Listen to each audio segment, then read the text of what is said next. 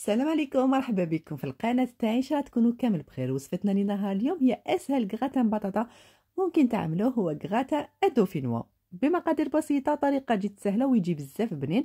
وتبعوا معايا الاخير، راح نعطيكم فكره باش تقدموا به هذا الغراتان، يعني فكره عشاء، وان شاء الله تعجبكم. ما تنسونيش لايك للفيديو عفوا، والاشتراك في القناه مع تفعيل الجرس باش يوصلكم كل جديد من عندي. بلا ما نطول عليكم، يلا نبداو في وصفتنا لنهار اليوم.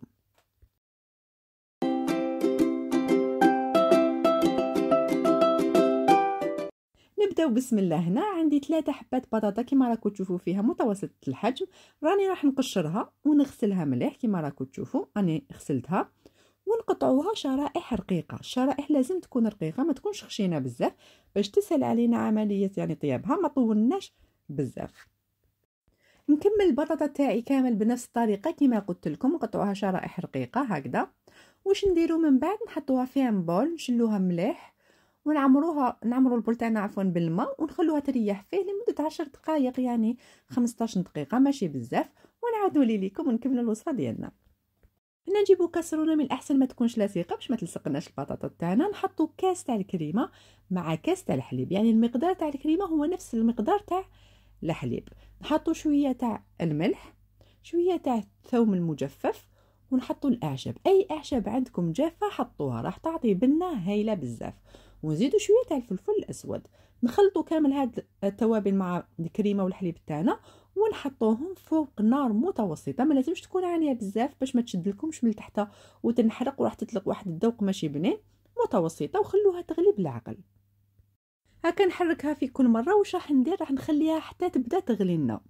غير تبدا تغلي نبدا نحط البطاطا تاعي اللي كنا قطرناها مليح من الماء تاعنا. هنا راكم تشوفوا بدات تغلي، راني راح نحط البطاطا تاعي. قلت لكم لازم تقطروا البطاطا مليح كذلك هكذا.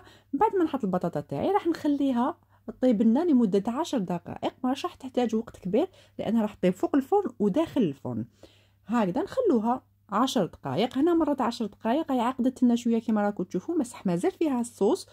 راح نحطها في الفرن الان باش تتحمر وزيد تتجمر لنا. نحطوا كاع البطاطا تاعنا فيها مول يروح للفرن هكذا كما راكم تشوفوا. نتمنى يعني راهي واضحه الطريقه. نضيف لها جبن مبشور. انا ضفت جبن الشيدر، ونحطوها في فرن مسخن مسبقا على درجه حراره 180 درجه حتى تعقد لكم وتحمر لكم، تاخذ اللون الذهبي وتكون جاهزه. وصفتنا لنهار اليوم راهي جاهزه. شوفوا كيفاش تحمرت ما شاء الله وعقدت، تجي تذوب في الفم، يعني طبق هايل بزاف. جربوه خلوا لي رايكم في التعليقات، عن جد يعني يجي بزاف بنين. راح نقسم لكم باش تشوفوها الداخل كيفاش طابت وكيفاش كما قلت لكم تجي طريه. هاي لك. يلا نحطوا شويه في الطبسي وركزوا لي على الجبن اللي راهم من الفوق، هذاك التحمر اللي من الفوق يجي بزاف بنين. يلا نقسموها مع بعض باش تشوفوها كيفاش تجي. نتمنى عن جد تكون عجبتكم. تبعوا معايا، راح نعطيكم يعني فكره عشاء اللي تقدموا بها هاد الكغاتا، نتمنى تعجبكم. هذه هي الوصفه تاع نهار اليوم. فوالا شفتوا كيفاش هاي تجي يعني مفرمجه وطريه وفيها يعني ذوق بزاف بنين. يلا الان نقدم لكم فكره عشاء نهار اليوم. هنا حطيت الدجاج، صدر الدجاج اللي عملت له نفس الخلطه اللي عملتها في دجاج الكنتاكي المقرمش. راح نخلي لكم الرابط في صندوق الوصف. كنت عملتهم بارجل الدجاج، انما هنا درتهم بصدر الدجاج. وغراتان تاعنا تاع نهار اليوم، هذا الخبز اللي سبق لي كذلك وشاركته معكم، حنخلي لكم الرابط في صندوق الوصف. شوفوا شحال يعني طبق هايل مغذي ومشبع. نتمنى تكون عجبتكم الوصفه. ما تنسونيش لايك الفيديو والاشتراك في القناه مع تفعيل الجرس باش يوصلكم كل جديد من عندي. معنيه غنقولكم تهلاو في روحكم. نتلاقاو في الوصفه الجايه. سلام.